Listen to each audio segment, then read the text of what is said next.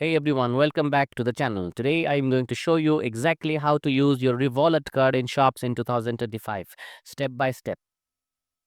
Let's get started.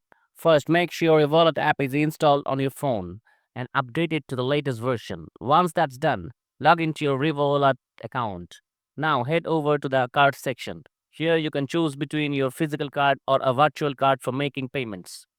If you're using your phone for contactless payments, make sure NFC, that's near field communication, is turned on.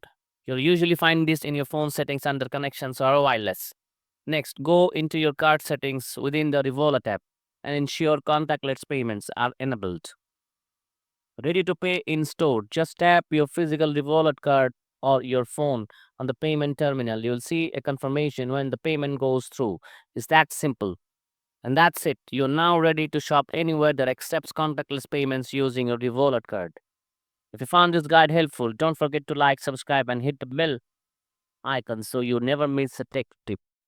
Thanks for watching and see you in the next one as always.